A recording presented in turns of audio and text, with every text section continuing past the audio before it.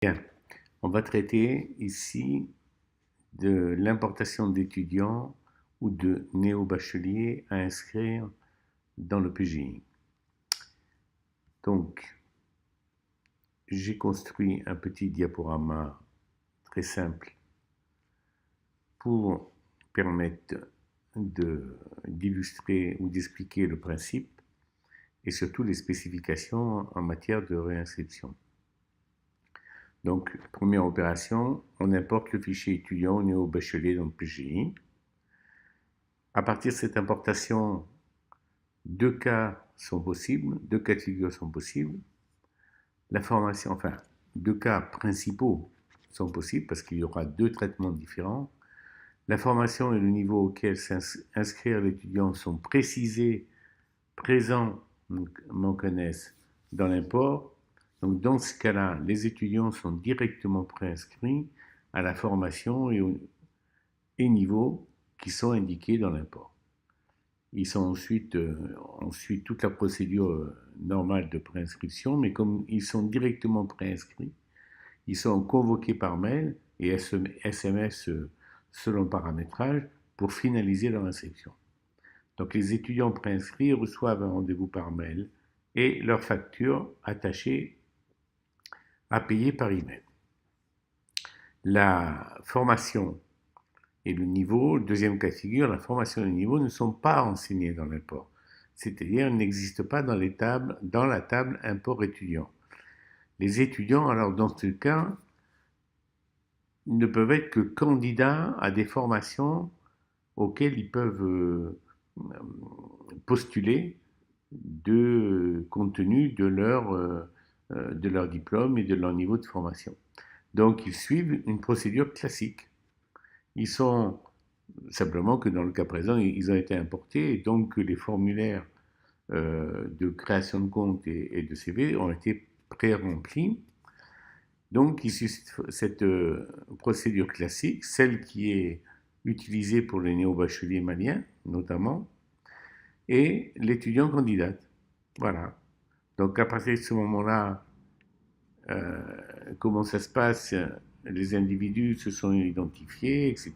Bon, tout ça, c'est connu. On verra pour la procédure concernant la synchronisation des comptes Google.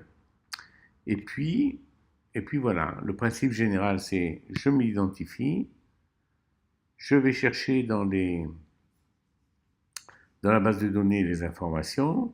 Si je suis reconnu, j'initialise le formulaire de création de compte, je le complète si besoin, et une fois que c'est fait, je fais OK, le compte PJI est créé, et je suis connecté sur le CV, lui aussi qui sera pré-rempli, et une fois que j'enregistrerai le CV correctement, eh bien, suivant les cas de figure, je serai connecté sur le bon formulaire, ou ce que je souhaite là, c'est qu'on court-circuite l'étape envoyée lorsqu'on préinscrit directement, c'est-à-dire lorsqu'il n'y a pas de choix possible, c'est-à-dire que si je suis dans le cas de figure où le type est import-étu et si la formation et le niveau ont été donc renseignés, alors la création de la préinscription se fait automatiquement.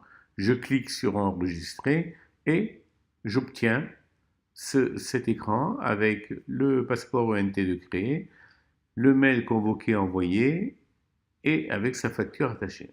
Voilà. Si ce n'est pas le cas, si j'enregistre le CV et que je me trouve dans le cas de figure où la formation et le niveau n'ont pas été renseignés, eh bien, je passe au formulaire candidature exactement comme pour le type égal étu ou le type néo-bachelier malien. Donc, dans le deuxième cas, donc je vais faire une candidature normale, comme on le voit ici. Par exemple, je prends un exemple malien, par exemple, et on les enregistre, et lors de l'enregistrement, on obtient le panel, ce qui est déjà le cas, mais qui plante, ça plante quand il y a une facture à générer. Eh bien, je mets ce panel-là, j'envoie, et une fois envoyé, j'obtiens mon passeport ONT, et le mail de candidature envoyé a été expédié. Voilà, ça c'est le cas classique en fait. Voilà, voilà. Donc, ce que je... Voilà, c'est pas grand-chose, enfin c'est pas grand-chose, puisque tout le reste a été fait. Maintenant, il faut finaliser absolument cette partie-là pour le Sénégal et pour l'importation. Le type étude devrait bien marcher une fois qu'on aura réglé le problème du plantage, en fait, du scotchage du panel que l'on voit ici lors de la génération de la facture.